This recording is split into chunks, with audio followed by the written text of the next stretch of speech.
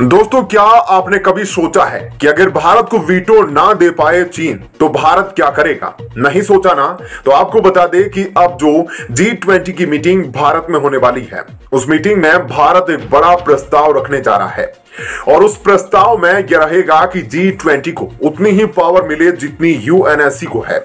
दोस्तों, क्योंकि G20 भी एक ऐसी मीटिंग होती है जिसमें अर्थव्यवस्था की मीटिंग होती है। दुनिया के काफी सारे ऐसे मुद्दे होते हैं जो ज्वलंत होते हैं और अर्थव्यवस्था को इंप्रूव करने के लिए इस मीटिंग को किया जाता है। और उसके अलावा अर्थव्यवस्था कितनी महत्वपूर्ण है, जलवायु परिवर्तन को लेकर भी इसमें काफी सारे मुद्दों पर बात की जाती है। ऐसे में आप समझ सकते हैं कि अर्थव्यवस्था जो किसी देश की आर्थिक स्थिति का व्याख्यान करती है, उसमें अमीर या गरीब देश का बखान होता है दोस्तों। और इसी बीच अब ऐसे देश जो G20 में शामिल है वो डेवलप है और तो चीन से और ब्रिटेन से भी ज्यादा डेवलप हो सकते हैं। लेकिन दोस्तों, UNSC में उन्हें कुछ दुश्मनों की वजह से वीटो नहीं मिल पाती और इस वजह से वे सारे देश अब एकजुट होकर G20 में भी कुछ इस तरह से चर्चा करेंगे ताकि उन्हें भी या तो UNSC में वीटो मिले या फिर G20 की पावर को बढ़ाया जाए। क्योंकि यह जो 5 देश जिनके पास वीटो है, यह काफी पुरानी बात हो गई है दोस्तों। अब 2023 आ गया है और बहुत कुछ बदल गया है, तो क्यों ना UNSC में नंबर ऑफ कंट्रीज बढ़ाई जाए और UNSC में जिन्हें परमानेंट सदस्यता मिले। हम पूछते हैं उन 5 देशों से जो कि अपने स्वार्थ के लिए वीटो रखते हैं और उनका गलत इस्तेमाल करते हैं। अब क्यों ना बड़े बड़े डेवलप देश जैसे कि ब्राजील, इंडिया, ऑस्ट्रेलिया, जर्मनी को भी वीटो के लिए उन्हें परमानेंट सदस्यता दिलाई जाए।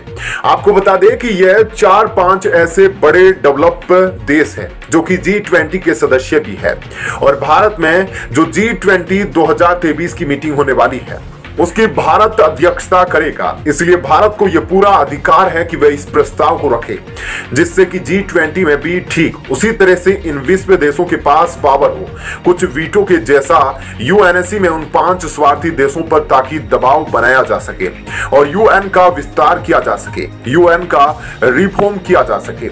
एक और चीज आपको बता दें कि भारत ने अभी हाल ही में 33 महीने का रिकॉर्ड तोड़ा है और चीन को पछाड़कर भारत ने एक बड़ा इतिहास रचा है और चीन अब भारत से 10 साल पीछे चला गया है।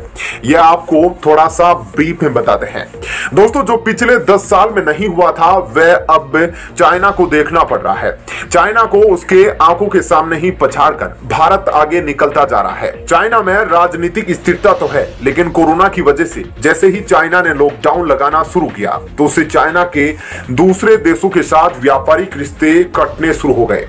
चाहे जो भी बड़े देश इनके साथ व्यापार करते हैं वे एकदम से चाइना को छोड़ नहीं सकते, लेकिन अब उन्होंने China+1 की पद्धति पर काम करना शुरू कर दिया है, यानी कि चीन के साथ किसी और देश को भी लेकर चलना है। ऐसे में जब एक और देश की बात आई तो इसमें वियतनाम और भारत का नाम सामने आया और इन दोनों को ही प्रॉफिट मिल रहा है। बहुत सारी ऐसी कंपनियां हैं जो पहले चीन में थी, वह अब निकलकर भारत आ रही है दोस्तों। एक सर्वे के हिसाब से 2013 में बिजनेस कॉन्फिडेंट, यानी कि जिस देश पर बिजनेस करने के लिए विश्वास किया जाता है, यह चाइना में था 48.1। लेकिन अब स्थिति ऐसी हो गई है कि चाइना के ऊपर व्यापार करने का विश्वास बाकी देशों का कम होता जा रहा है और इसलिए बिजनेस कॉन्फिडेंस इंडेक्स में चाइना 10 साल पीछे चला गया है। तो वहीं दूसरी तरफ पिछले 33 महीनों में भारत का बिजनेस कॉन्फिडेंस इंडेक्स बहुत ज्यादा रहा है। जैसा कि आप इस ग्रुप में साफ साफ देख सकते हैं कि भारत कैसे बदल रहा है और दुनिया भर का विश्वास भारत के ऊपर कैसे बढ़ता जा रहा है। इनमें जो ब्लू लाइंस है उनमें आप देख सकते हैं कि भारत के ऊपर अब बिजनेस करने का विश्वास बढ़ता जा रहा है और दुनिया भर के देश अब यहां पर बिजनेस करना चाह रहे हैं। ऐसे में अब भारत में चाइना को पछाड़कर बाजी जीतना शुरू कर दिया गया है दोस्तों। ऐसे में इस खबर के बारे में आपकी क्या राय है, हमें कमेंट करके जरूर बताएं। और अब आपको बताते हैं ऐसी ही एक और बड़ी खबर दोस्तों। आज भारत के पास इतनी ताकत है कि अगर हर भारतीय बस एक काम करेगा तो 5 साल में पूरा चीन बर्बाद हो जाएगा।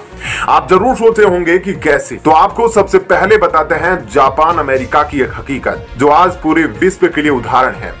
दोस्तों, जब अमेरिका के राष्ट्रपति जापान आ रहे थे तब उन्होंने जापान के प्रधानमंत्री से एक सवाल पूछा था। हिरोशिमा और नागासाकी पर अटैक के बाद जापान ने अमेरिका से बदला किस तरह से लिया और अमेरिकी राष्ट्रपति को आप क्यों जापान की धरती पर बुला रहे हैं। ऐसे में जापान के प्रधानमंत्री ने यह जवाब दिया कि इस समय अमेरिका के राष्ट्रपति के घर में जो टेलीफोन है वह पैनासोनिक है और जो टीवी लगा है वह सोनी का है।